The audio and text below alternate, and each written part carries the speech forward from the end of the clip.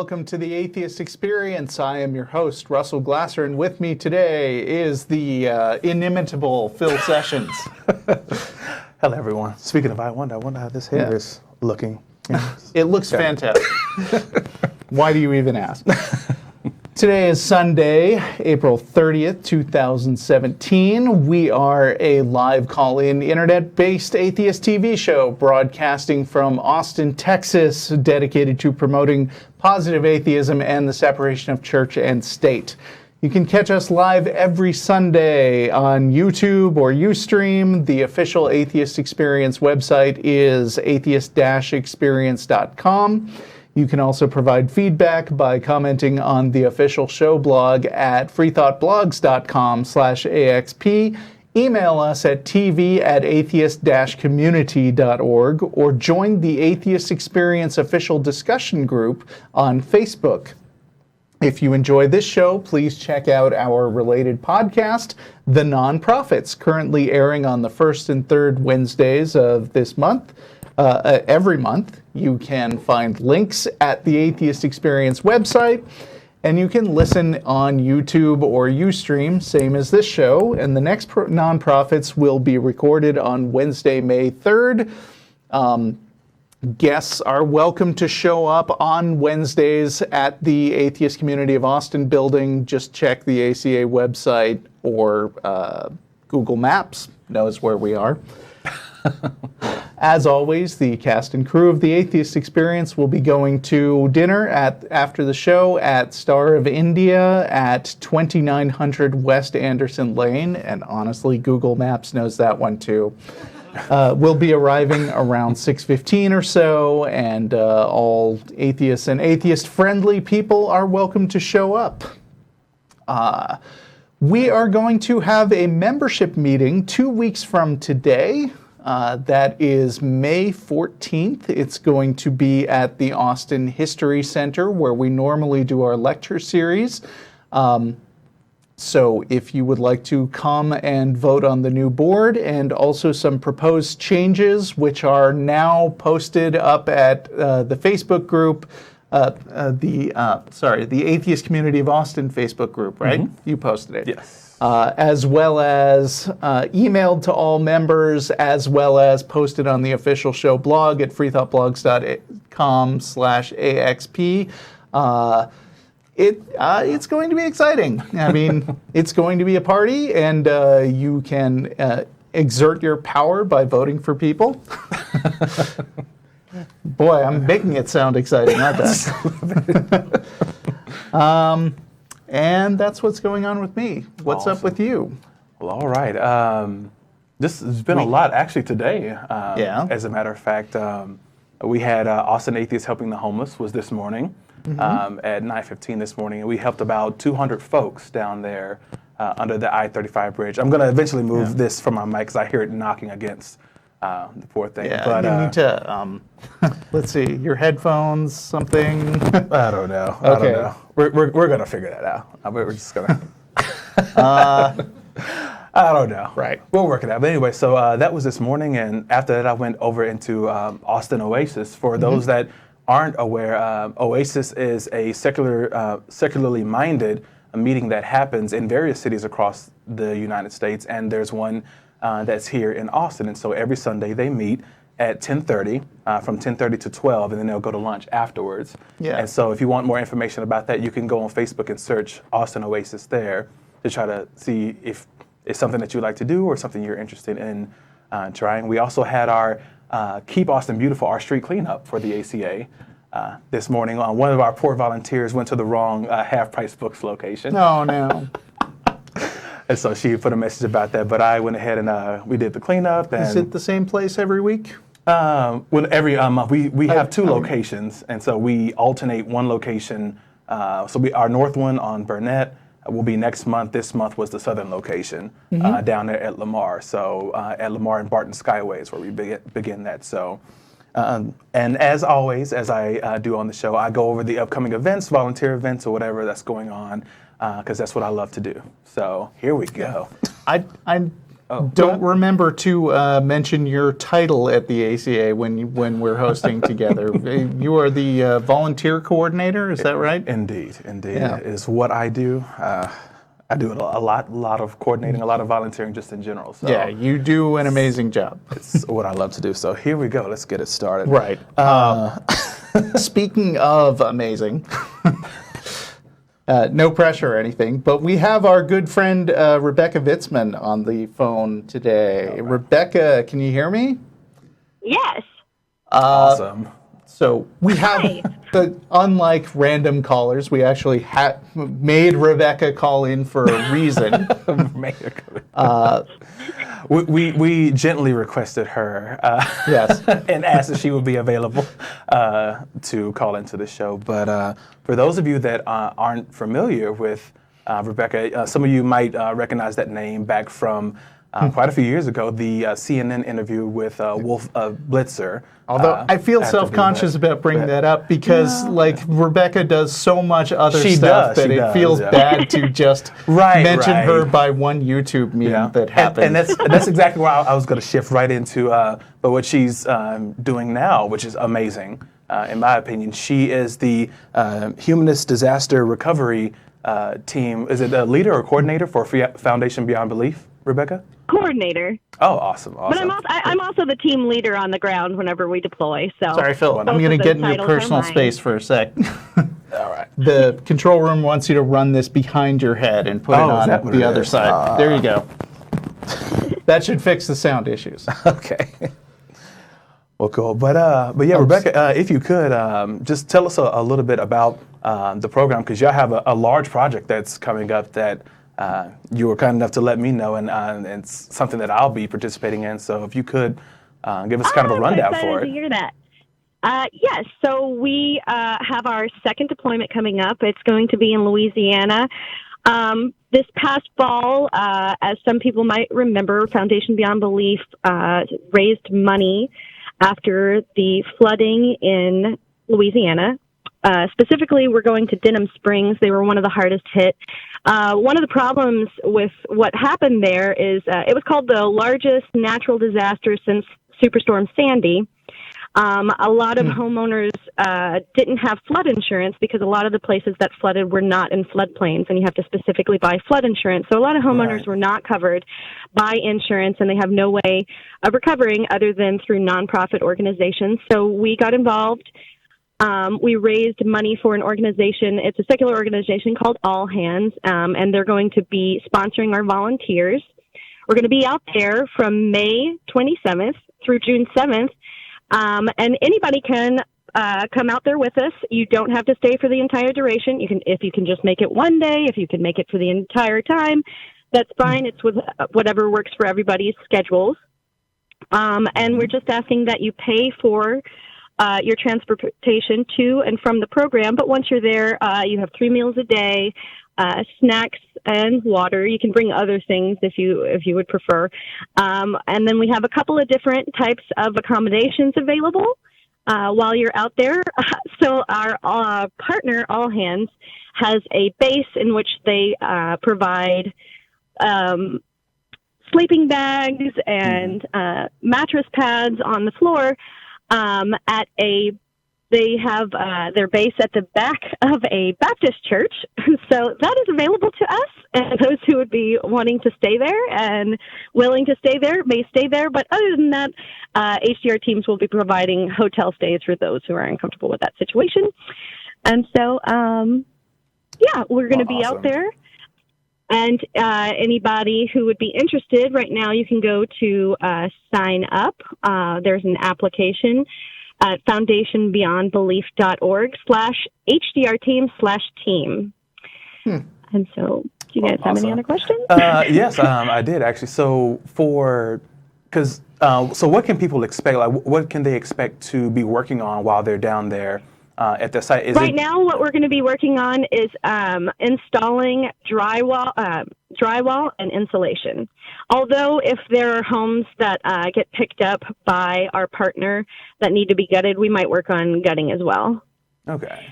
And And go ahead. it's kind of humorous. The first time that we went on a deployment, we were told that we would only be working in a certain area, and then we ended up getting switched over to gutting, and so it was a surprise. It was like, surprise, gutting day. So I want to make sure to say we might do that. So I was just looking up the distance from Austin to Baton Rouge because It's Denham Springs. what? Denham Springs. I'm sorry. Just past Baton Rouge. It's it's not too maybe far. just 5 past miles Baton Rouge, outside but- of Baton Rouge. Yeah, okay. So assuming they're in the same general area, it's like a 6.5 hour drive from here, which is close enough that I'm tempted. But Rebecca, I am a computer nerd and I don't know anything about installing drywall. What would I Don't be worry. able to do there? Absolutely no one on our previous trip knew what they were doing. But Okay. luckily, our partner gives tutorials, and they are on the ground with you at all times. And so they'll walk you through every single thing that you have to do, task by task.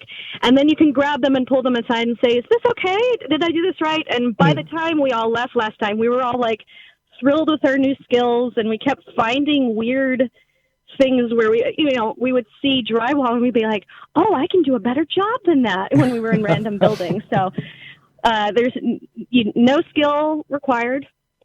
Okay. Luckily. Wow, that's all you, Russell. That's right. I am absolutely no skill. I don't know. It sounds like a thing to do. But yeah, I know. Yeah, and you can be part of the humanist endeavor, and so that's fun. Yeah, too. I mean that's always nice. Cool. Yeah. Yeah. So I'll be even I'm trying to see if the ACA might be interested in doing something, but as that's being worked out, because I know I'm going to go there for sure. At the very least, like I'll be driving down there, just period. So you'll definitely see me coming down there, not for the entire duration, but probably like for a weekend or 2 or 3 days or something like that. The time that I can actually go down there and. So if I Great. did decide to go, we could carpool, right? Yeah, we actually could. But. You maybe don't want to back slowly away from me on the air, but We'll discuss this later. right. But yeah, I wanted to bring you out because I want to just kind of spread the word about that. If any groups out there, any secular organizations, within Texas, I know we have the Atheist Helping the Homeless in Southeast Texas, which is a lot closer to that side, and of course a lot of groups that are down there in Houston, like Humanists of Houston, the Houston Oasis group down there, people that might be interested in helping out to like an easy way for you to get some information and find out more about the project. If you and your group would like to help, then visit the website. Give me the website one more time for me, Rebecca. Yeah, it's foundationbeyondbelief.org/HDR-team/team. Although you can, find it through just going to foundationbeyondbelief.org, or you can email me at hdrteams@foundationbeyondbelief.org. HDR team, TEAM. Teams. It has an teams, S plural. at the end. Teams. Glad I asked. Multiple teams. Yeah. And this deployment is actually the first one that makes that name that we came up with years ago make sense. Because we've only had one team so far, but now this will be our second team. Okay. Well, I mean, that was a real example of thinking ahead. Yeah, thanks.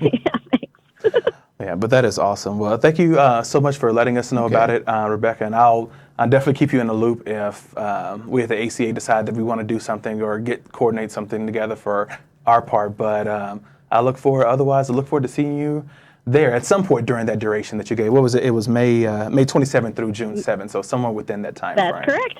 Well, awesome. Yeah. Well, thank you so much for joining us today. Did you have anything else, Russell, you wanted to toss in there? Everything else going well over there?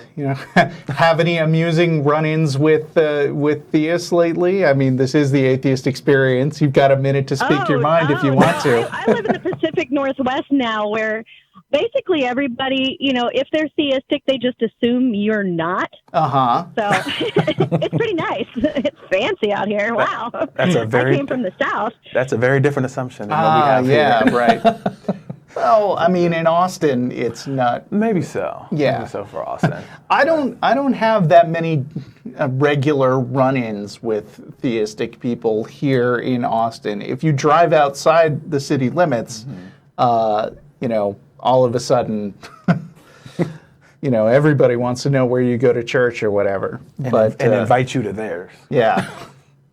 Yeah, that's a question I haven't heard in 3 years. Yeah. It's amazing. I spent my entire life hearing that question, and now magically it's been 3 years and I haven't heard it once. That must be very pleasant. Yeah, and, so that sounds like a pitch for people to live in Seattle. Yes. Move out here. It's great. Awesome. But as the coordinator It's for Atheist Mecca. as a prominent official in a openly secular organization, doesn't anything come to you? Do people ever write in and try to fix things? No, it How do sounds you like mean? that. Fix? Well, the Atheist Experience gets messages all the time trying to tell us that Jesus is Lord or whatever. Oh no, I never get anything like that. I basically okay. only get people who are happy that we exist or want to be a part. All right. Well, I'm one of those people. Indeed. Thanks for existing. Yay! But cool. But thank you. Keep existing, Foundation Beyond Belief. Indeed.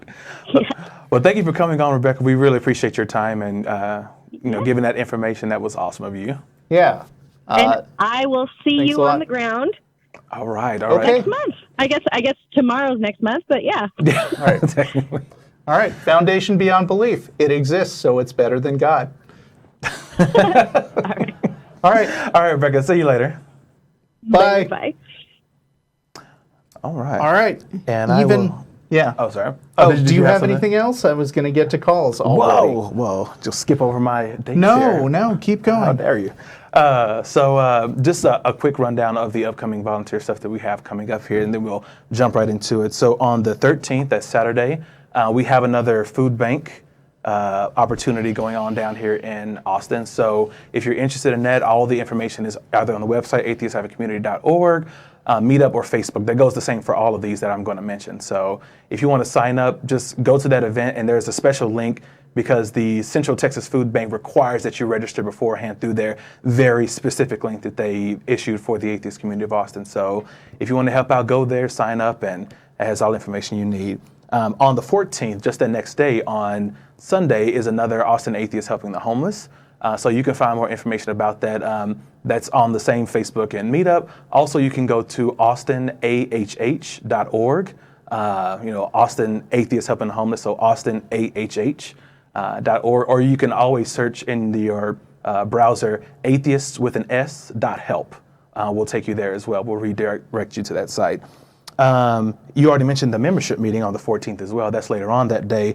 And lastly, the next Texas Ramp build will be the fourth Saturday, as always. So that's May 27th for this time around. So if you're interested in that, kind of like what Rebecca was saying, there's no experience required. We go over everything that you need to do there. So whether you're wanting to learn how to work the drivers, the drills, the miter saw, the free hand saw, or whatever else, even if you've had no experience with these, we had some new folks last month, shall I say earlier this month, that had never touched this equipment before, and they did very well. They have all their fingers, all their limbs, all the important stuff that they had coming into it. So they left with everything intact. So it worked out just fine. So if you're interested in that, it's the 27th. The sign up on Meetup and Facebook, and also if you don't have either of those, you can just look on the website. And I'll be issuing the date for that, not the date, but the location 1 week prior to the build. They evaluate different requests that they have the entire month leading up to that build date. So last month, we got assigned a ramp, and then just the next day, we got taken off of that ramp because someone else with a higher priority kind of cut in front of someone else that we had already been assigned to. But the new individual, he was diagnosed with stage 4 cancer and had been relegated to hospice care out of his home, but his motor function started to degrade very rapidly. And so he has good days and bad days, but on his bad days, it's very difficult for him to walk very hard, let alone get down the steps that are in his backyard. And so we helped to build a ramp there just a couple of weeks ago on the same day as the March for Science. As a matter of fact, the 22nd, to get a little ramp so he can get in and out of his house through that back door at the very least. So that's just the way that it goes. Those changes can happen depending on if somebody gets bumped there. But there's a huge need out there in Travis County, where Austin is located, and around Texas as well. So if you have a group, or you just have a group of people, or work folks, or whoever else that wants to get out and contribute to this, because in Austin there's years-long waiting lists for people waiting to get ramps built, and the fact of the matter is they just don't have the people to do so. They have funding, they have donations, they have sponsors like Home Depot and wherever else for lumber, and to get discounts on that, but it's just having volunteers to go out there and actually put the things together and have a little team out there. So we try to do that every month, sometimes twice a month in a rare instance. But so that's available for you May 27th. And with that, I am done. Okay. All right. Allyson in the Netherlands, you are our first caller on the Atheist Experience today. Oh, thank you very much. Well, I have... I am atheistic. And the problems that I am, ever since I am starting in a transition, and I've always been bisexual because, well, that's the way it works. But I am very much inclined to believe in the afterlife. And it's a very weird position because I'm not sure whether there is a God or not. I think I never will be. But I'm somehow on the edge of not believing, because the promise that has been made to me is that if you accept God as a child, then you get the love from your Lord, and He loves you no matter what, and you just have to abide by His rules. But at the same time, I'm just getting a whole bunch of hate and self-hate with that. I'm sure people can recognize this or not. And that's weird. So you say you're not sure if there's an afterlife, and you called an atheist show to talk about it. So are you hoping we'll talk you out of it, or what? Well, my arguments aren't necessarily based on logical reasoning, but rather on emotional appeal, because it's something I can't wrap my head around. Yeah, that sounds probably really stupid, but yeah.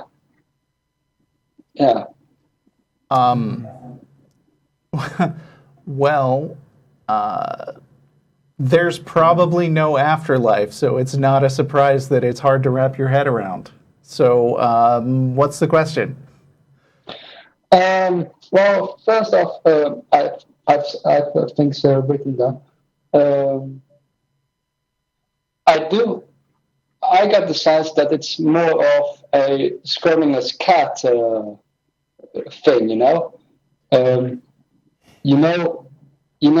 if there's an afterlife or a God, just like if there's a cat, cat in the back. I mean, look, Schrodinger's cat is a thought experiment that they came up with to give an example of two states which are basically equally likely, 50-50.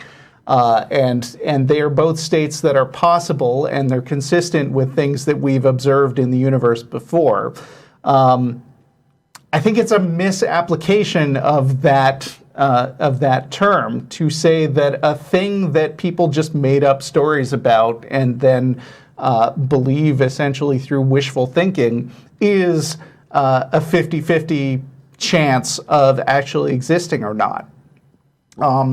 As atheists, we don't necessarily say that there definitely is no afterlife, but there is no particular evidence or reason why we would believe at this time that some element of your personality would continue after the physical death of your body. And I know that this sounds harsh and unpleasant to a lot of people, but wishful thinking isn't a reason to actually believe in something. That I agree with, and always as a child, I was always carrying a Bible with me, and as a child, I always thought that the story of Noah's Ark was meant, even in a book, as a fictional story. But the thing that made me question things was they told me that was actually a thing that was supposed to happen, or that supposedly happens. I'm like, right. Wait, so all those animals walked in line and got on a boat. Yeah, I mean, that's pretty unlikely, and it goes way beyond that, because according to the Bible, there was a global flood where, in the specific words of the Bible, water covered up the highest mountains on earth. And it's not just that it sounds like an odd, unusual story. I mean, for one thing, there isn't enough water in the world to actually accomplish that, to cover up all the highest mountains on earth. And theists come up with these weird, non-scientific justifications for it, where they invent concepts like a firmament, oh, maybe it all evaporated and it went somewhere and it's hanging in the sky. There's no reason to believe that, and in fact, we've been to space, so we would have noticed that sort of thing.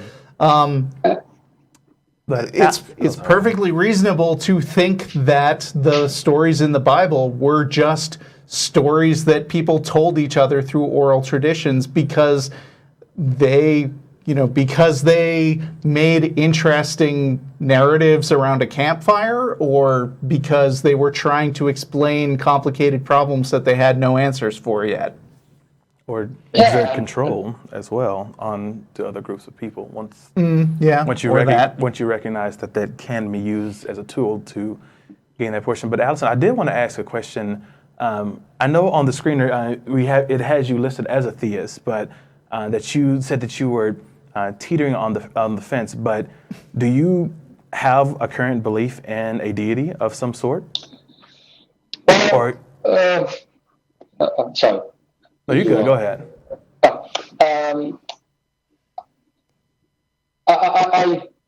I feel like I have some kind of purpose in life, and there is some kind of God that has put me to earth, and I am seeing things through His. Now I'm seeing the world through the world. Mm-hmm. Now, like in the first person. And now, do you hold the position right now that in order for you to have that purpose, that a deity would have had to specifically set that purpose for you? Or are you free to make your own purpose? Well,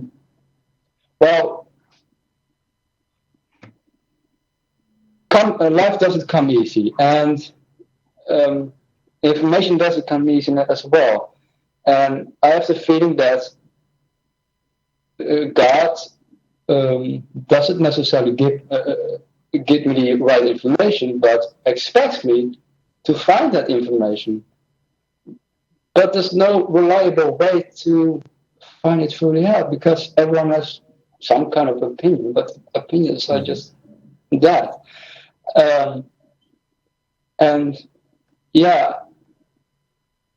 Because you kind of mentioned a few times, like you mentioned earlier, that that the belief in afterlife might be based on not on logical reasons, but just emotional reasons instead. And you kind of also explained there as well that there was no way to verify, this particular deity that you thought I guess, expected you to know this information, not necessarily gave it to you, but know the information. But I was trying to kind of nail down where you exist on that scale, because when I asked if you believed in a deity or not, you referenced your purpose and the fact that you had a purpose. But there's a lot of people living their lives now, myself included, that, for my purpose, I want to aid as many people as I can. I want to give back as much as I can to other folks in the world to make this world, a little brighter for some folks in whatever small way that I can. I can't do much, but that's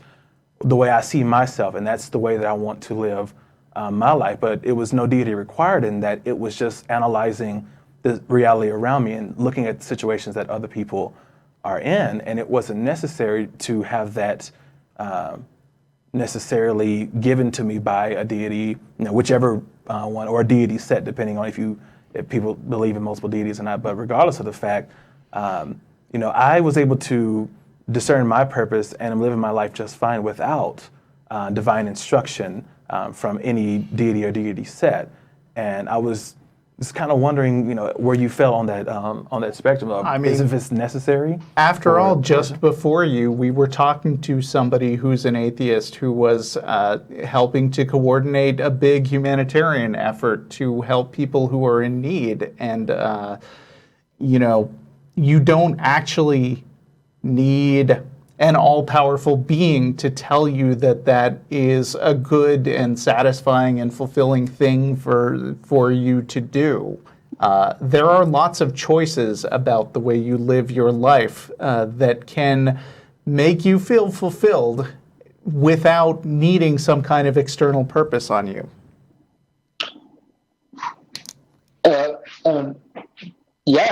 I agree with that, because I'm not trying to claim that God is necessarily is per se necessary to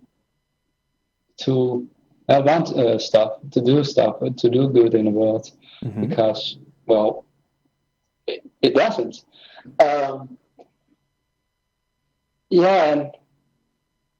I'm trying to get my head around it.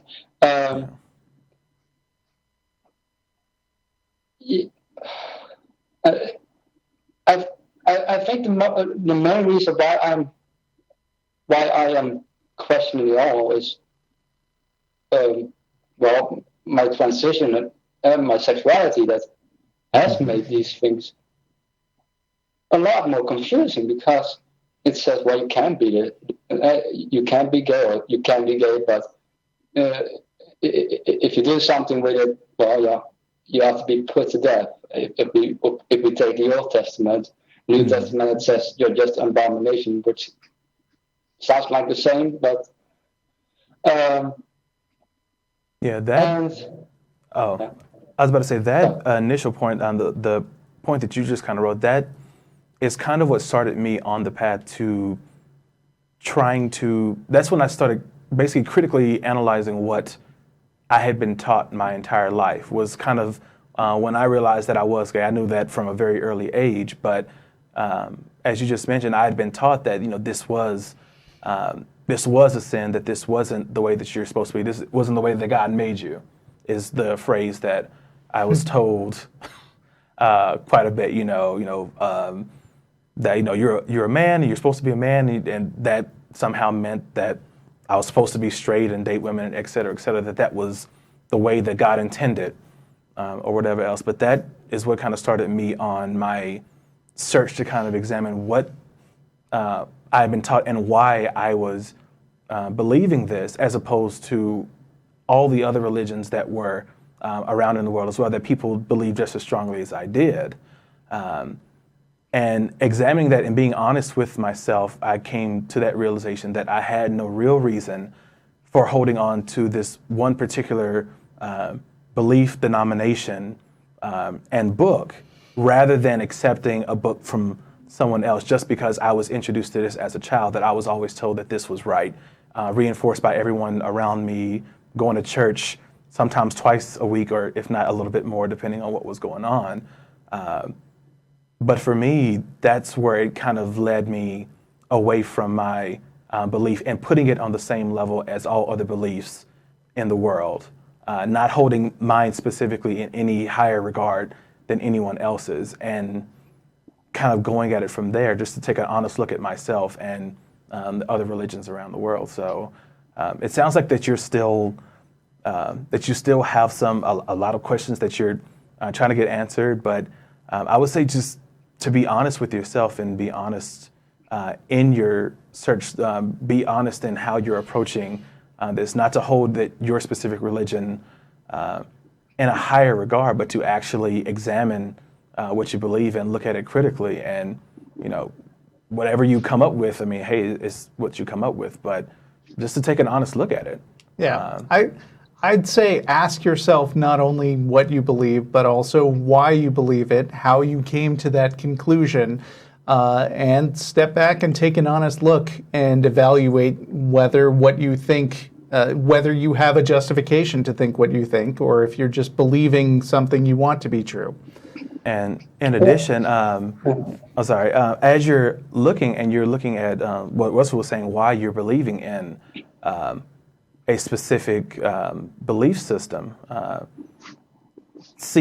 just kind of look at it and see if you can use that same justification to justify your belief in a completely different religion. Is it so general that you can apply it to any other religion out there, and that it can fit and mold into what that religion says as well? Because if that's the case, then that may not necessarily be a good reason for you to stick with the single belief system that you currently may or may not hold to currently. Yes, and the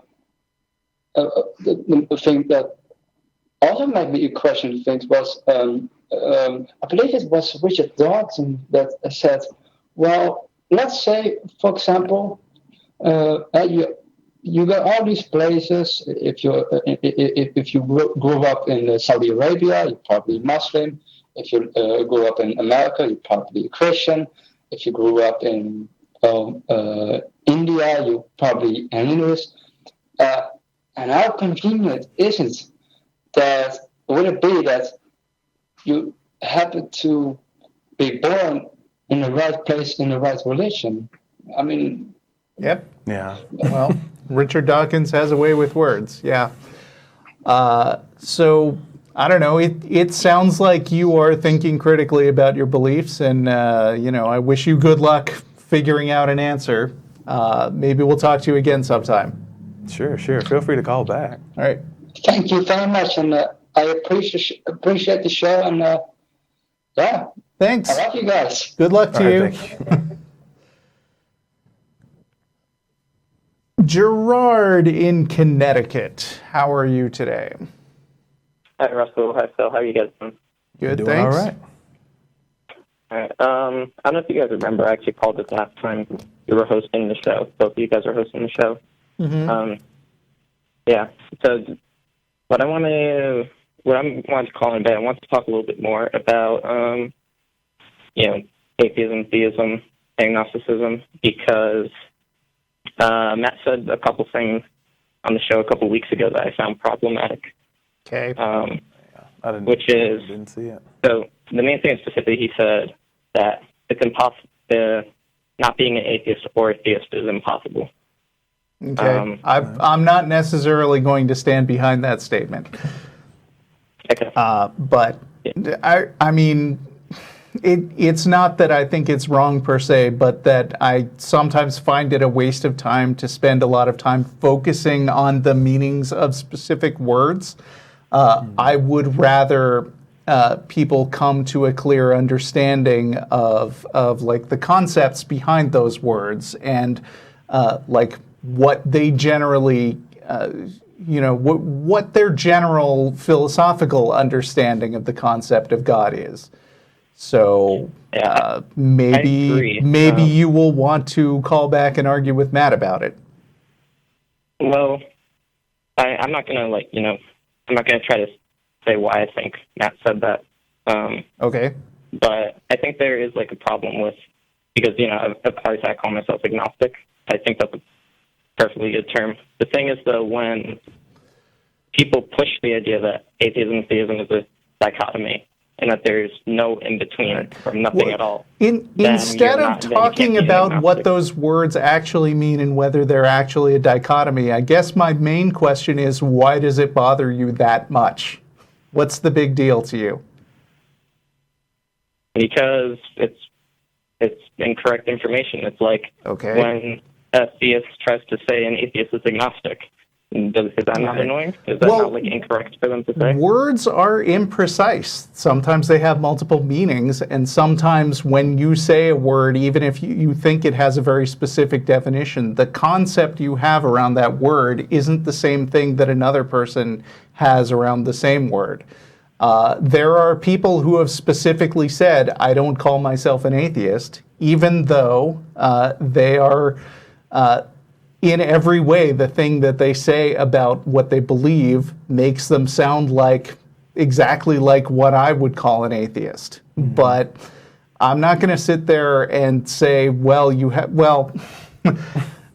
I'm thinking that this point of view will make make me unpopular with Dave Silverman specifically, who had a crowd in Washington shout the word atheists and pump their fists or whatever. Yeah, well, that's another thing. The American Atheist website, they say atheism is just lack of belief in God. There's no other definition. It's the one definition. They're wrong about that. There's a lot of other definitions. It's just that when I call myself an atheist, I happen to mean that I don't believe in a God, and a lot of other things around that word are open for discussion.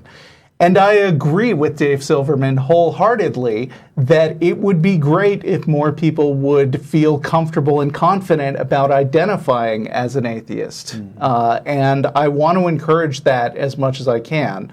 But I don't want to waste time haranguing a person because they don't use a particular word. Okay, perfect. So...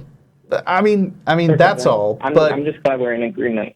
So okay, that isn't inherently like a dichotomy or impossible anything. Yeah, I mean, I'm not going to say according to one particular definition of atheist, it is definitely true that it could certainly be said that it is a complete dichotomy. Okay. But I don't sit around yelling at people about what words mean, and B, it strikes me as a side issue that is it doesn't bother me as much as you that Matt or Dave Silverman says that. Okay, then we can actually talk about what another issue that I think does have to do with core beliefs of atheists. Okay. So I'm going to make a controversial claim and say that I think a significant number of atheists don't just not believe in God, but they also believe that no God exists. And I think that's a significant thing. Wait, so you're saying that if you call yourself an atheist, then you have to believe for sure that no God exists? No, I'm not saying you have to. I'm just saying a lot of atheists happen to also believe that. Okay, well, a lot of people do say that. There may be some, but at first you said most, and then you said I said a significant number, and I will stay by a significant number. Because I think one thing I see a lot of times is, obviously, if you do define atheism as lack of belief in God, then that means you don't have to, you don't have a burden of proof. The burden of proof is on the person saying that God exists. But that's also not entirely, that's true, but it's also true that if you say that a God doesn't exist, you also have a burden of proof to justify why a God doesn't exist. That's true. If you dive into the conversation, listen, I have argued with atheists right here on this show who said, I'm an atheist and I can prove God doesn't exist. I will happily take the opposition on that point because I don't think that it makes sense to say that it's 100% certain or you can prove it or whatever. So So, yeah, I think those people do have the burden of proof if they are making a claim of certainty, which is why I don't, and Matt generally doesn't either. Well, here's the thing. I didn't say anything about certainty. I just said about belief. And, Okay. So let me ask you this. Mm-hmm. You both know the Dawkins scale. Where are you on the Dawkins scale? Probably the same as Dawkins, 6.9-ish. Yeah. You know where, So what yeah. about you? Somewhere further about. Yeah, I know the scale you're talking about. But yeah, 6 in that range. Yeah. Okay. So I would actually say that around a 6 or later does mean you believe that a God does not exist. It doesn't mean you know that a God exists. It doesn't make you Gnostic, that you know that there's no God. It just means that you happen to be convinced, or you just believe that there's no God. Because if you look at it on the other side, when you look at, if you're 2 on the theist scale, then that means you believe in God, but you don't know that there's God. So the opposite, if you're a 6, means you believe there's no God, but you don't know that for sure. So, well, I mean, you're doing the thing that I just said I don't do, which is tell people what they think. I mean, you are Is that what like you said? basically I think- applying a word to people and then telling them what that I'm not applying what the word. that I'm word has talking to mean about in their belief minds. specifically. Okay. Huh? I'm not talking about the word anymore. All right. What are you talking about? I'm talking about the belief specifically, the belief in God. You have a proposition of whether God exists. And, if you take the Dawkins scale, which is actually pretty similar to how philosophy actually handles it, you can have a scale where you believe that the proposition is true and you believe the proposition is false. So, Okay. if you're on the I scale believe and you it's say, probably false. And Or you could, Okay. or you can evaluate that position not as true or false, but that it's not true, that it hasn't met its burden of proof. sorry, can you repeat that? I said, can you hear me? Okay. I was saying that you were saying that if you're presented with that proposition, you can say that you believe that it's true, or you believe that it's false. But you can also say that just kind of like in a court case type of thing. I know that I've heard that example thrown around on the show before as well. But you're not saying that the claim is false, but you're saying currently that it's not true, that it hasn't met its burden of proof for you to reasonably believe that the claim is correct. Yeah, and that's my position. I'm around the 4-ish range on that Dawkins scale. And that's what, even in philosophy, is called Gnosticism. Not being convinced of that's true and not being convinced that's false. okay, And so so I hate to literature, revert to a cliche, but like unicorns. believe Same that unicorns position don't on exist. God as on unicorns. I Not don't. me. What? I think don't have the same think position on unicorns me. probably don't exist because we don't have any good reason to believe that they do. Open to changing my mind. That's my position on the Dawkins scale of unicorns. Yeah, so what I'm saying is my position is different between God and unicorns. Which is, and a lot of thing atheists say is that, like what you just said, that belief in these fantastic things and God are about the same. And this is what I think is the core difference between people that call themselves agnostic and people that call themselves atheists, is that, for example, me, I'm pretty sure that unicorns don't exist because they're literally made up. Could you be wrong? Just about. Depends on how you define unicorn. If you say unicorn like a horse with a horn sticking out of it, then yeah, I'm probably agnostic on that front. There could be some creature out there. Okay. Okay. Could If we're you? talking about Bigfoot, though, Bigfoot is a little bit more specific. People say they observe Bigfoot. Okay. I believe that Bigfoot doesn't exist. God, on the other hand, I don't have that same conviction. Okay. Okay. And that's kind of what. So, That's why it differentiates me from.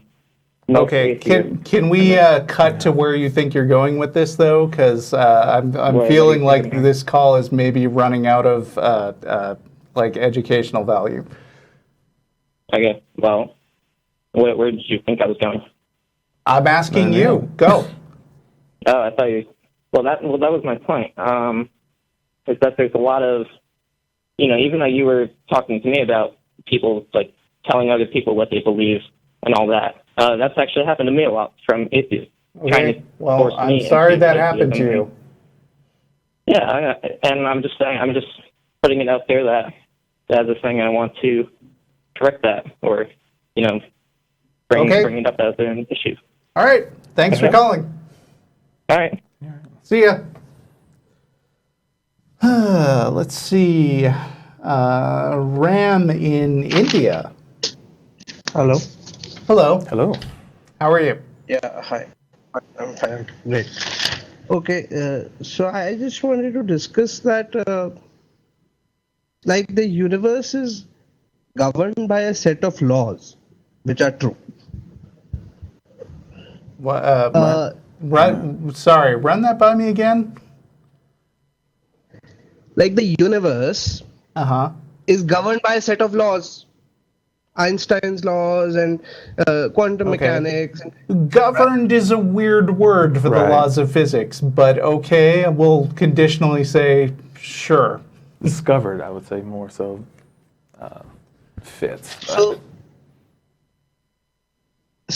so the universe works by the way that these laws are true and the rest everything is false.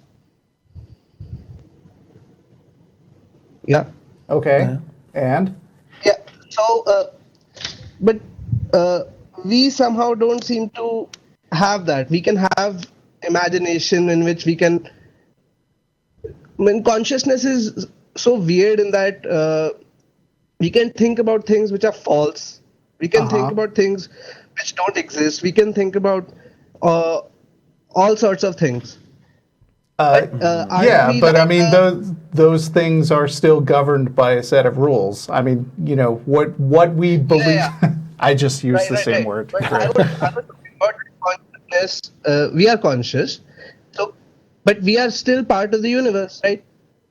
Yeah. So we are like the consciousness is like a property of the universe. The universe displays this property through us. Again, I'm not quite with you in the way you phrased that. You didn't understand. I think. I mean, Man, I am so oh, tempted to descend into computer science jargon about like setting up things with properties and defining programs that that can be correct or incorrect in their output. Yes, exactly. So that is What's That you don't even. What do you mean exactly? Understand the universe. Yeah. Isn't that the correct way to understand the universe? Huh? Say it again. Isn't that the correct way to understand the universe? Isn't that the best possible way to understand the universe if you go about doing that? If you go about saying that everything is governed by a set of laws. And, Okay, but so you're just why- repeating the first thing I said that I wasn't quite sure about your wording there. But sorry, I'm nitpicking right now because I'm not sure what you're aiming for. Package? Repackage it.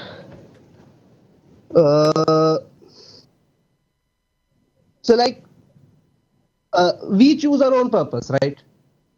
Like we don't have any purpose in life. Like humans, like Sartre said that we don't have like a purpose in life. We define our own purpose. You are can. hosting a Hey, listen, Ram, I feel like maybe we're starting from the wrong end of this argument. It says on the call screen that you're a theist and you're giving a different definition for God, right? Maybe give the definition first and then refine it. why? Why is that the way? Huh? Why is that the way? Why is this not the way? I'm trying to explain you logically. You're not trying to I understand. don't know, because the- you're speaking in vague generalities and you're trying to make us guess at whether we agree with this thing that might be setting up something that doesn't make any sense. So, I mean, I'd like to see the headline first on this story. What? Basically, what I want to say is consciousness is a fundamental property of the universe. What? Consciousness is a Your fundamental phone's cutting in and out a little. It's a bit hard to hear you. I'm sorry about that. Okay, I'm sorry. I want to say that consciousness is like is a fundamental part of the universe. I don't know what that means. Right. I don't. It's like space, like time, like it's like space and time are the fundamental properties of the universe, right? Well, let me ask you this. Is Thursday a fundamental part of the universe? Like the concept of the day of the week, Thursday. Time is it's just a slice of time, right? It's just a point of time. Okay. But I mean, we have defined... Like if, Yeah. so like if you imagine the universe as like a set of coordinates, a space with time, which has so everything is either x, y, z. Those are the x, y, z coordinates and time. So that's like if you try to imagine the universe like that. Okay. Like it I mean, has certain that seems like a very reductionist way of thinking about the universe to me.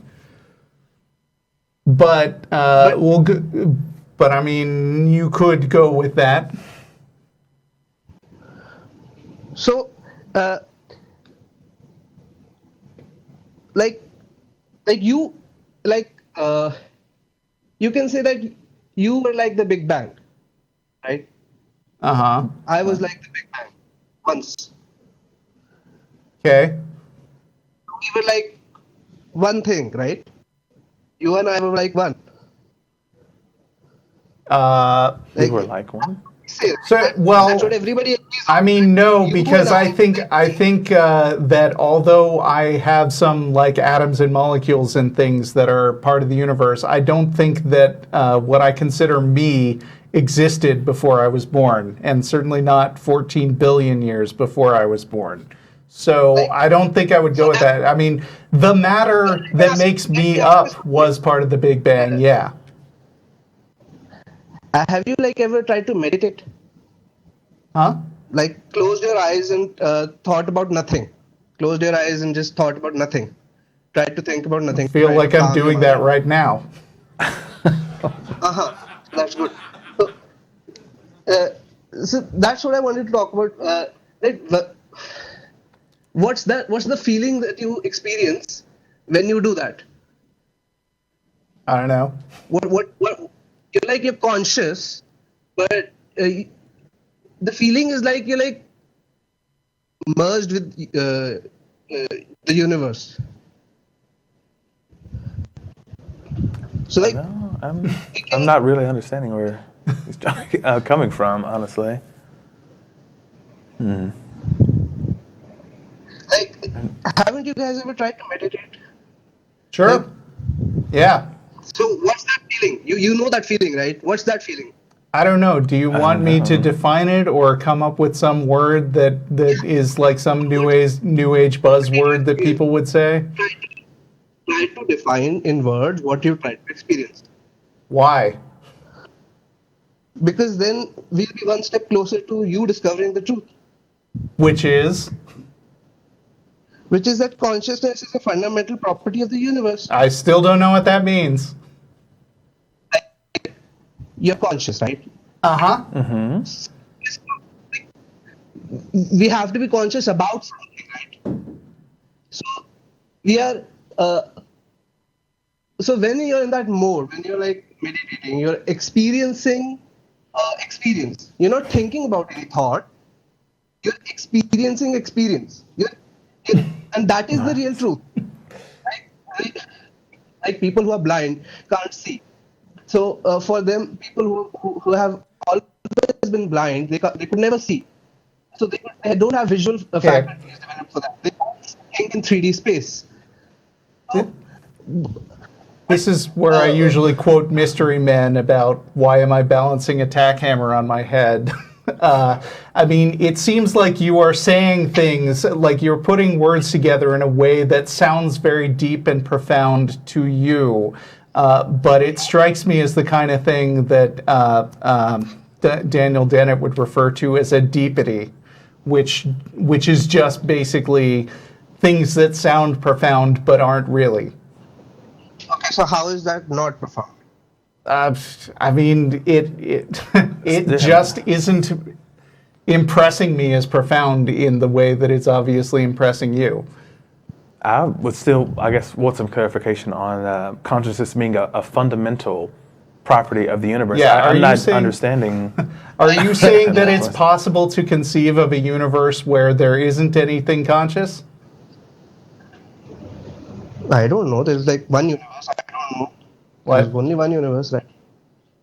So I can't really speculate on universes, but I can say that this universe has consciousness. Well, sure, and, but I mean, again, this universe also has Thursdays. It has a block of time set off in regular groups of 7 that's basically respect to the arbitrary time as measured by the rotation of our planet.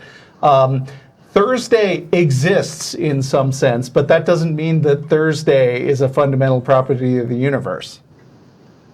That was my point. Okay.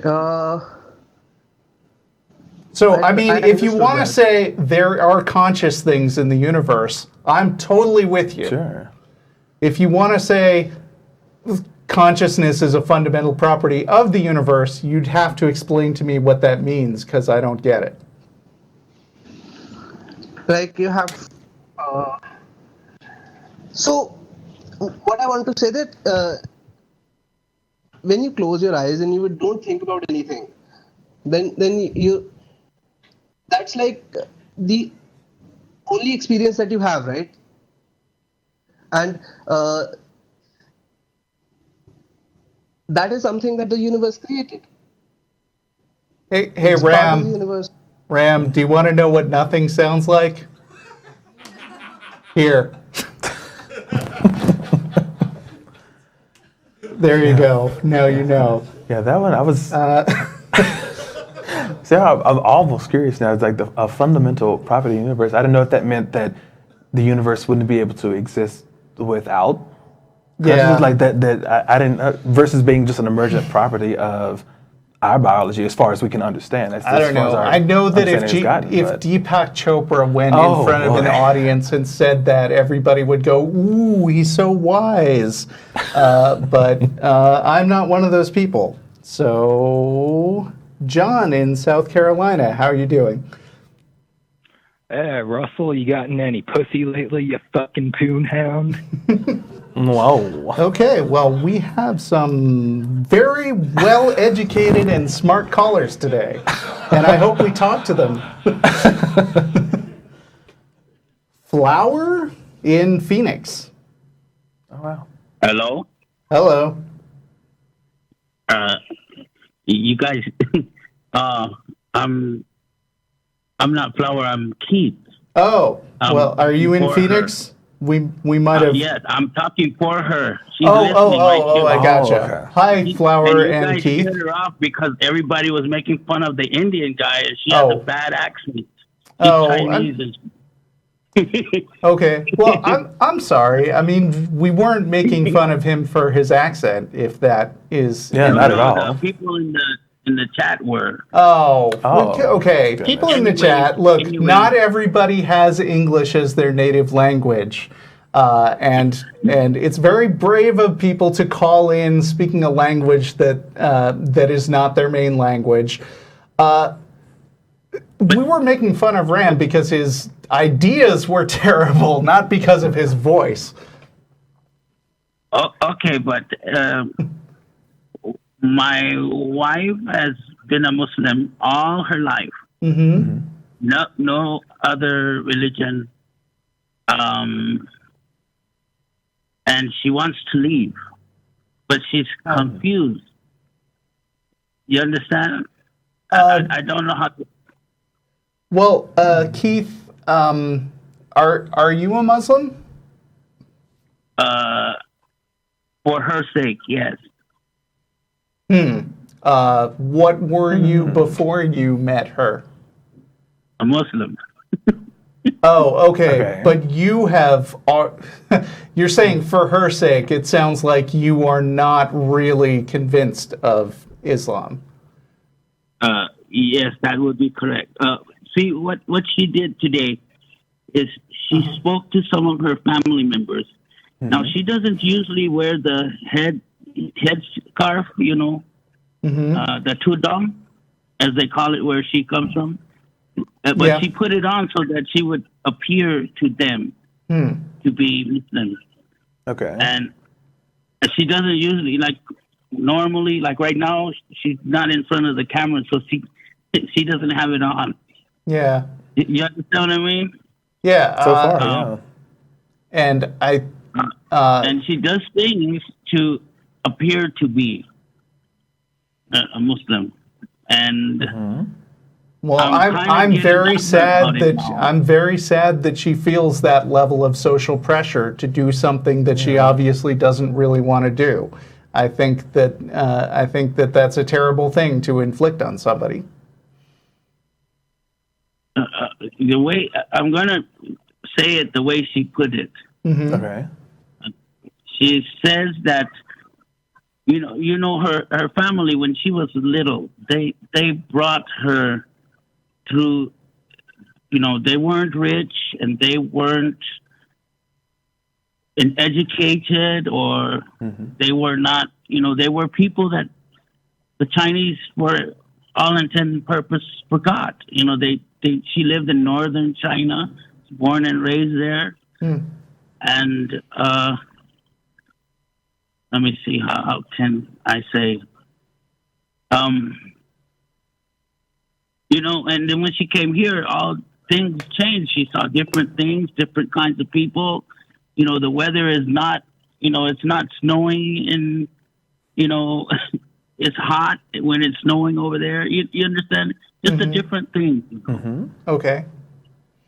So she looked around and said, maybe this Muslim stuff isn't all real or all true, but she respects her family for bringing her up in the best way that they knew how. They're farmers for the most part, and very, how can I say, successful at it where they live. Yeah. And they believe some of that is because they're Muslim, I guess. Well, I mean, you don't mean that they're successful because they're Muslims. No, they're successful because they farm. Right. They, Okay. They do the work. But she wants to not fake anymore. This is what she's saying. Oh. Yeah, okay. well, it's possible to love and respect and appreciate someone for the things that they do and still not agree with them on some very important fundamental philosophical points. And there are lots of people in my life that I appreciate and enjoy talking to, but we don't see eye to eye on certain things. And I think that if your wife has a family that she feels that level of pressure from, that she has to put on this article of clothing that may symbolize sort of the subjugation of women, maybe they would try to make her feel guilty and tell her that she doesn't really love them if she were to come out and say that she didn't believe in Islam anymore. But I'm telling you that that's not true, and they're not connected to each other. Having a core set of philosophical beliefs is a very personal thing, and it shouldn't just be dictated by you automatically believe whatever your family raised you to believe. Yeah, and I sympathize with her. Every situation is unique, for sure. But we've seen a lot of stories. We've heard a lot of experiences that people have had, as far as having to stay in the closet when it came to their family. I mean, it's similar to what people that come out as whether any part of the LGBT spectrum, or even coming out atheist or non-believer, or switching beliefs from one belief system to another that's not the mainstream in your family, that it can create strain. It can be scary, honestly. And so the situation that you're describing, where she's putting on the head garb to try to emulate that she's still a part of that religion, it's not necessarily so uncommon. It's an experience that a lot of people do have, but it's hard to say that of like where you should go with it, because it depends on how she feels, how comfortable she is with that relationship.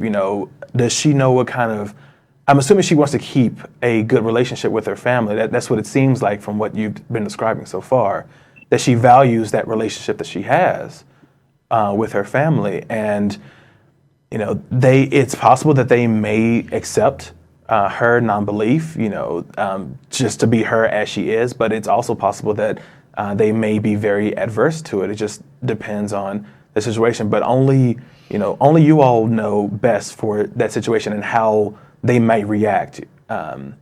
It's so unique to for me to say, like, you should do X. It's hard to really say that because it's your situation. It's your unique set of circumstances. But I'm not sure what she wants. That she's not here to kind of voice what she wants to get out of it. Like, I will want a little bit more information before even delving into it at all. But I would just have advice for her to say, kind of, she needs to think about what she actually wants. Like, what kind of relationship does she want? Does she value it enough to keep this to herself, or is it worth it to her to go ahead and come out of that closet to them and be herself, and to kind of face those consequences, whatever those be? And I hate that that's even something that you have to consider, that anyone has to go through, to say that, oh, my family, they may reject me, they may kick me out, or they may cut me off and never want to speak to me again, or want to see my kids, or et cetera, et cetera. That is it's a definite possibility on that side. And so I feel so bad for her in that situation, that that's even something that she has to consider at all. But yeah. Well, and also, I mean, I feel like I would be remiss not to just check for the sake of asking. She doesn't feel like her family would be likely to commit any kind of violence in retaliation. I mean, it depends on what kind of Muslim background she comes from. Does she? Oh, no, she doesn't. Let's see. You mean physically threatened with physical harm? Yeah. No. No, I she doesn't feel that at all? Okay. But some... well, this morning is I got on her pretty hard. You understand what I mean about hiding, because I caught her this morning doing what I just said. Wearing the hijab and talking to her family, and she, I don't know, she said hi. Yeah. What's that? She said hi, I think, from the background. Hi. Hi, Flower. I mean, you're not saying this, but I also imagine it's a little awkward and uncomfortable for you, because in order for her to keep up this pretense that she's still a sincere Muslim, there has to be some amount where you're basically called on to lie, or at least not fill in things that you know, in order to keep up the cover, right? I want her to stop doing it. Yeah, I gotcha. And then when she, let's see, how can I? When she, I didn't like fuss at her a lot. Like, I just kind of got on her, and then she said to me, "Do you know how would you feel?" She said she would feel like something like an illegal immigrant if she got distance from her family. Do you understand that? You mean she would feel like she was nobody, like a nobody, like just somebody walking around that couldn't read, or couldn't ask for directions or anything, because to her family is like almost everything. Well, unfortunately, I mean, there's this idea that people have that your family should always love and accept you unconditionally. And I can tell you from a lot of people I've talked to that isn't always true. So sometimes you just have to recalibrate who are the people in your life that give you the support that you need. And if you don't have enough of those people, and if it turns out that your family aren't those people because their love is conditional on you accepting this thing that they've always taught you that actually doesn't make any sense, then there's nothing wrong with, I mean, first of all, grieving the loss of that connection. That's perfectly valid. But then also going out and looking for other people to give you the kind of positive interactions that everybody wants in their life. And I hope that you are one of them, Keith. I support her, but what I'm asking for is help. Do you guys have any help for people that are, because I don't really know what to do. Is this a good? I'm tired of this game that she's doing. That's all. I'm tired. I know, but we need help. That's what I'm asking. Is there any help? It depends what kind of help you're looking for, because maybe I don't know everything about your situation since I'm not talking to her. Maybe you guys need to work this out with a marriage counselor of some kind, not because I think that, like your marriage is definitely in trouble or anything like that, but because it sounds like she's doing something that's hurting you, and you are frustrated at this thing that is maybe an unfair burden on you, and you can't make her define her interactions with her family in a way that she doesn't want. And it also sounds like it's important enough to her to keep doing this thing. She really values that relationship. That, sorry to interrupt. Go ahead. Were you? No. I mean, you're right. I was also going to suggest for your wife that it may be helpful for her to talk to someone else in regards to this. I was going to suggest the Recovering from Religion hotline. Yeah, I was thinking about that too. For her to maybe call in and to talk to someone, a non-judgmental person, to kind of work through what she's feeling in regards to, your all's relationship between each other, her relationship to her family, and what she values, and kind of hopefully they can kind of help her flesh out what she's feeling to relate to you, like how she feels about this and how she wants to go about it. But that also could be helpful for her to be exposed to other options, other opinions on the matter, and kind of get a better understanding of, where she is and, what she's doing, how it's affecting you. And you can find that at recoveringfromreligion.org. And there's a big green phone number right there on the front page that you can call if you want somebody outside to talk to. And I understand if she's uncomfortable coming on a TV show and airing out what she has to say in front of everybody, but it would be helpful for her to maybe talk to somebody who isn't us and isn't you, because sometimes that helps. Yeah, I think so too. I think I got too emotional with her this morning. I'm writing what you said down right now. What was that? Atheist? Recoveringfromreligion.org. And it's a website, recoveringfromreligion.org? Yeah, and there's a phone number that you can call on the front page. Right, and it's just a service that's provided that you can just call and talk to a trained counselor about, I'm not sure how trained they are. I mean, a lot of them are volunteers, and in fact, if for atheists listening to the show right now, they could always use volunteers. And so if you go to the same page, you can find out how to volunteer yourself. Yeah, but there's training that's done. I talked to Daryl Ray about that a couple of weeks ago. There's training done before any volunteers are approved to actually work the Heartline. So yeah, I would suggest that, and hopefully that can help her kind of understand what's in her head and help kind of relay that to you, how she's feeling, and hopefully try to get a little more understanding on where you both are coming from with this, and hopefully that can aid you in finding some kind of resolution that's mutually beneficial, hopefully. Right, and between the two of you, in addition to that, I think that calling the show might be helpful to you, not because we're going to give you any brilliant advice, but because maybe it sparked a conversation that you weren't having, and maybe the thing to do next is talk to each other and see if you can reach some kind of understanding about how you're both feeling and how this clash is affecting your relationship, and see if you can work out some kind of compromise. Okay. Yeah, that's probably. I'm gonna go to this website, and we're gonna look at it, and maybe, if she's talking, I'm pretty sure that she would talk one-on-one with one of your counselors, as long as it's not broadcast.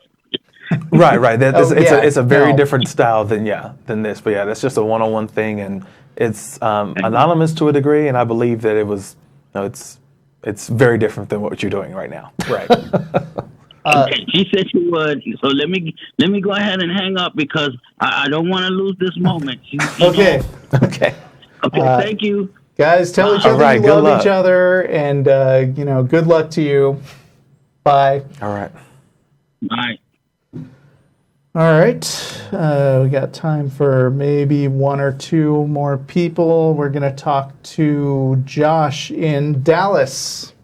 Oh, detail. How's it going, guys? Doing very well. Fine, thanks. Hey, man, I can just get to it really quick if I know the show's about to end. But I am a theist. Mm-hmm. And my question would be, does the Big Bang point to God? Obviously, we're going to say no. Next question. Right. And so my follow-up would be, would you say that natural forces caused the Big Bang? I think the answer to what caused the Big Bang is we don't know. There are too many possibilities, and there is no good way to investigate it that we've discovered yet. So there is a possibility that some supernatural force caused the Big Bang? There's a possibility, but I'd need a reason to believe that that's in any way likely.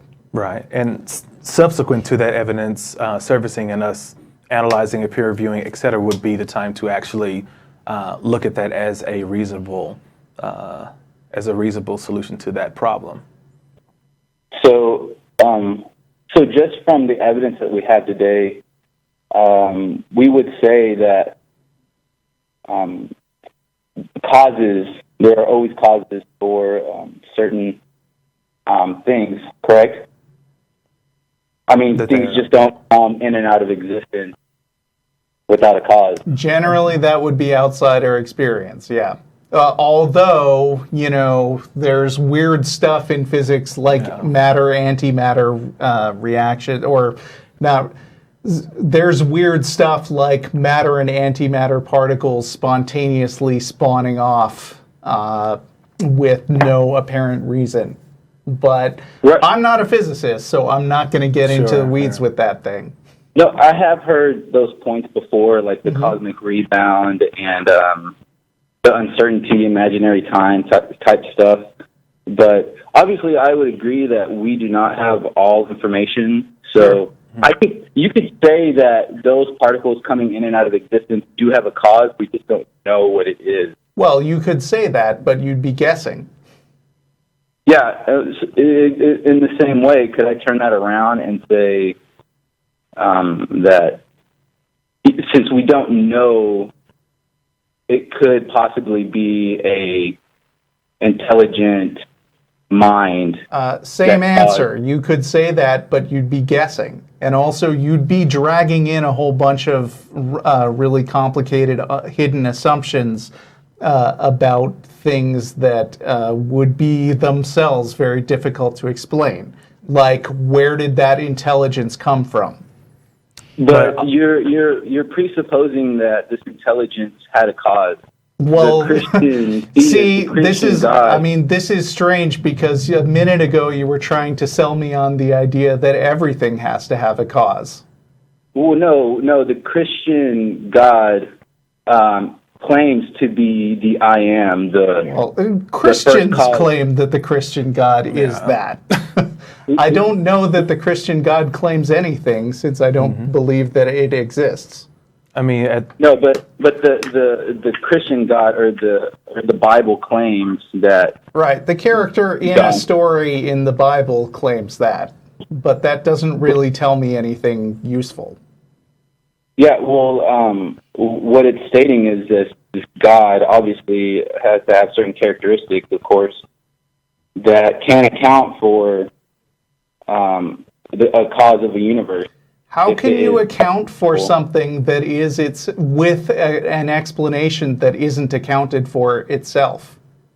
Well, that's the whole purpose of the Christian God. It is an eternal God. Yes, the purpose of the Christian God is to come up with a hand-wavy explanation for things that you don't understand and say, now that we've come up with that hand-wavy explanation, we don't have to look into it any further. Right. I don't agree with that. Yeah, the most, considering the evidence that we have been able to ascertain as of now, the most we can say is we're not sure what caused the Big Bang, or what set off that chain or explosion, or however you want to describe it, and that until such evidence, whether that's our technology that proceeds, maybe we invent something new that can look a little bit further than we have in the past, or find some new math or science that can better explain what's going on. The best that we have is, hey, we're not currently sure right now, but we're trying to figure it out, and once we do, then we'll proceed after that point. But to start kind of not even really hypothesizing, I guess guessing would be the best term that Russell used about what that cause would be, and if a cause even existed at all, and attributes of said cause. That's getting way ahead of the current knowledge that we currently possess. And so I would really caution to hold off on such declarations until we actually have more evidence to go in that direction in the first place. So you would pull certain characteristics from this individual if you read Genesis 1:1. Yeah, but that unfortunately that doesn't get us really anywhere. We have what you're presenting is a story in a book, but there's thousands of stories and thousands of books that that other people have, and so you presented one, but that particular one doesn't have any credible scientific evidence that can further our understanding of the Big Bang further than it is currently. It does, though. It does, because it goes well with the Big Bang theory that we have currently. It goes hand in hand. I mean, I'm not gonna go with you if you think that you would like. So not as scientific. It's not only not as scientific as I would like, but a lot of things in the Bible are directly contradictory to a lot of things that science has concluded. Yeah. And also that reasoning that you're saying that the Christian God, that fits perfectly with what you have. So that would also mean that if someone came up with a better story that better fit with the evidence that we currently have now, well, see, that's the thing. But if someone made something up, then that would also fit into that portion. So at that point, where would we go from that to evaluate which one is correct or not? Okay, can I say this? If the first verse of the Bible is very credible, then the rest can also be credible. Is it very? Okay. I mean, what the first verse? But I mean, that everything came into existence instantaneously. Time, space, and matter, and the first verse of the Bible states that. So if the Bible were credible about this guy existing before anything was created, and he said, there's no light, let there be light, and then that happened, then sure, once you're willing to swallow that, I'm sure the rest of it makes tons of sense. No, but yeah, I mean, you're making it out to be you're almost being sarcastic, but it is credible. I mean, if a scripture, this document, thousands of years old, claims that some being created space, time, and matter instantaneously, and with modern science that we have today, is saying that exact same thing. Should we not give it the respect due? Well, it's saying that exact same thing. Well, we're out of time, but if you find a source like that which turns out to be credible, then let us know, because the Bible isn't it. Right, because you're we gotta go. All right. Yeah, thanks, guys. Thanks for calling. All right. That's our show. We'll be on next week. Thanks for tuning in to the Atheist Experience. Thanks to our crew that does an amazing job all the time. Hello, Wow. studio audience. Thank you. Well, I will add one Yes. last point on that last Okay. portion that he said, because he said, if these passages fit so well into what we already know, then, wouldn't that be basically a thing? But no, what you would have then, if you say you have this story, you have these documents that detail this explanation, then the next step would be to start formulating hypotheses and start testing for that so we can actually find out if those claims are credible, and then we move on to the next step. But it doesn't seem like people are really putting in that legwork to really nail down some testable experiments that we can further that evidence for. But It would be great if believers could raise their standards like that. Thank you, Phil, for coming on, and see you next week. Bye, y'all. We're going to the Star of India. Oh, of course, Star of India. It's delicious. Bye.